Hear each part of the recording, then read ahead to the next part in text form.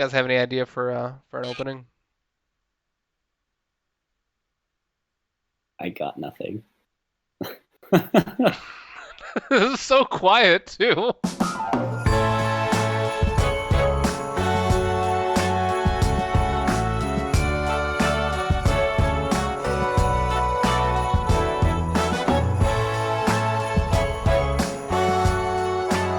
Mom! Dad!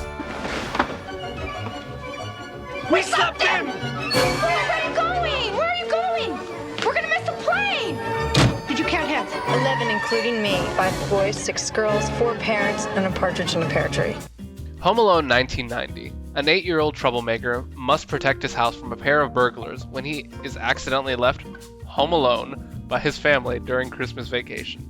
Directed by Chris Columbus and written by John Hughes, starring Macaulay Culkin, Joe Pesci, and Daniel Stern.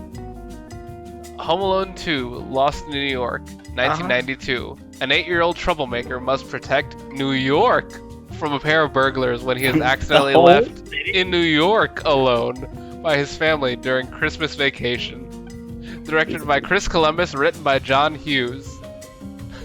Starring Macaulay Culkin, Joe Pesci, Daniel Stern. I grew up with these movies. This is definitely probably one of the more nostalgic ones I had. I mean, as far as Macaulay Culkin, who was later on in the BBC One TV miniseries To the Ends of the Earth. It was in 2005.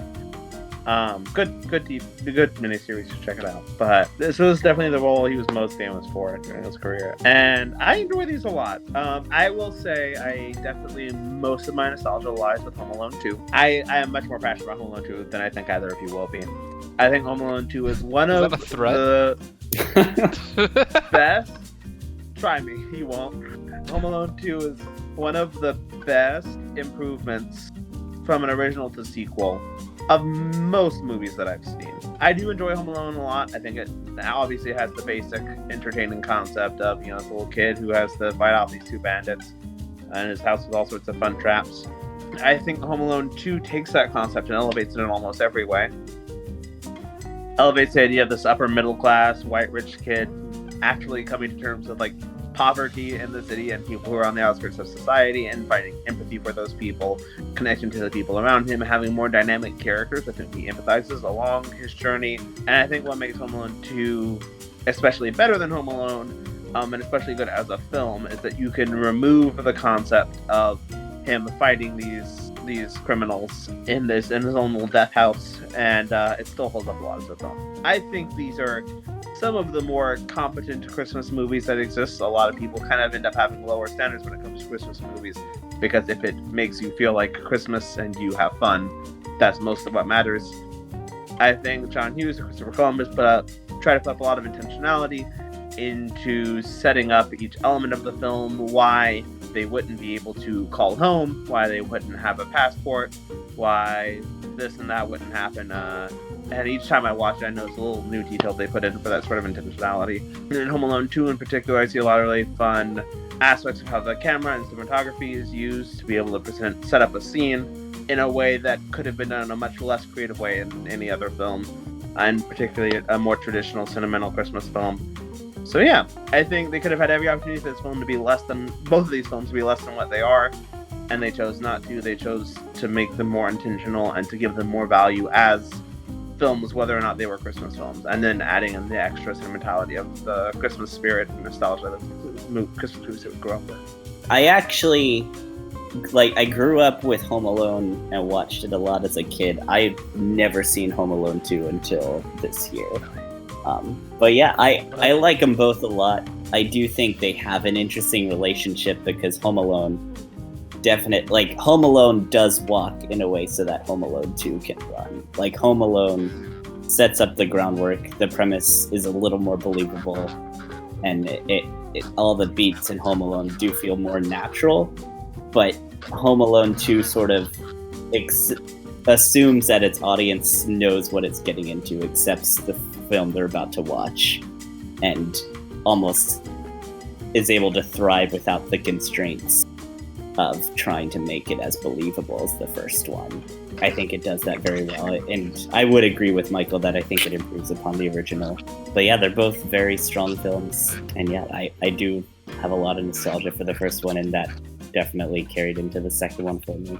I actually don't like the second film as much as the first one. The first one I probably do have the most.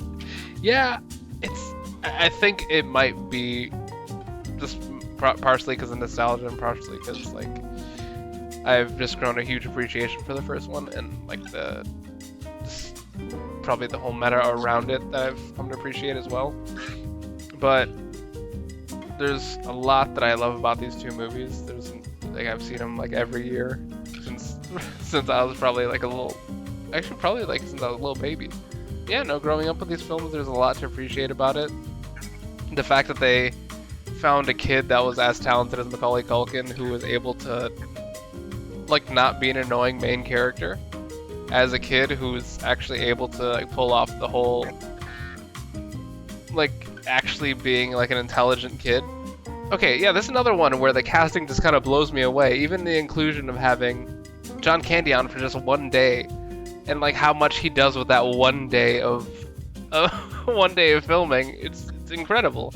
I do like the transformation of Macaulay Culkin's character from a kid in the first one defending his house and his life, to a kid in the second one actively seeking out these bandits and actively threatening their lives. When he really could have walked away or just called the police. I think about that all the time. Like, he could have just called the cops on them in that store. And I guess there's the whole idea that, like, this film almost takes place in an alternate universe where, like, almost all adults are, like, the worst. Yeah. Yeah. And there's, like, 4 good adults in each film. So, theoretically, you could argue that the cops wouldn't listen to him, but it would have been so much easier to just have called them at, like, noon. Like, stop by a bagel shop here in New York Bagel and just munch down on it, call the cops, like, hey, there's this big toy shop's going to be robbed. Like, tonight, they're literally hiding in a dollhouse. Just go check that out. Yeah. But a much shorter film. And still a good film. I like both of these movies. I think they are great movies on their own, and I think nostalgia only makes them better.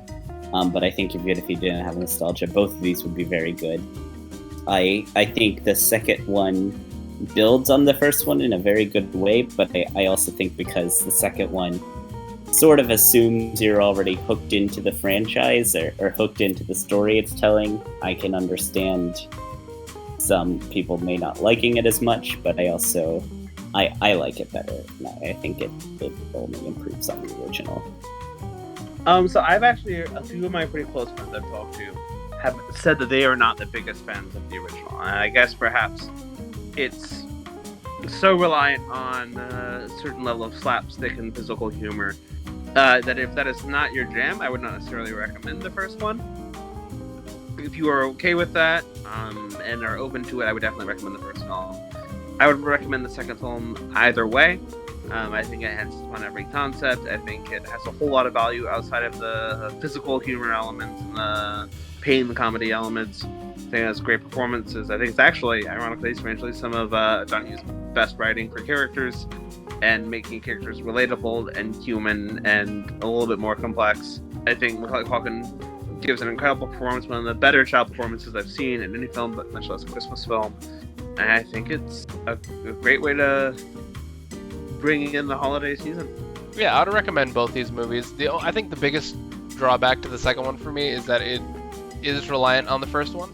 But I feel like these are two very strong movies in and of themselves, not just like good Christmas movies, but I think they are very well written. I feel like they're very well done, very well casted, and I highly recommend both of these movies. Home Alone, a new comedy from John Hughes, directed by Chris Columbus. You guys give up, or you're thirsty for more? Coming this Christmas. Thank you again for joining us for another episode of Cinema Symposium. That was our review of both Home Alone movies. Of course, we all recommend them. They're very, very good.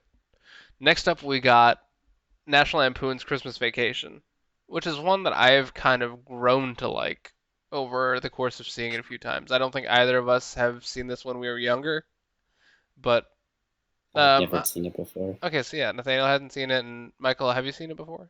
I saw it a long while back. Wasn't a big fan. I'm excited to see it now. See if my tastes have changed. See if I appreciate it more because I know a lot of people love it. So Yeah, I feel like it's going to be an interesting conversation. I feel like there's definitely going to be things that on this next viewing we're going to like kind of analyze what hasn't aged very well, what has aged well, and like if it's actually even overall like a good Christmas movie.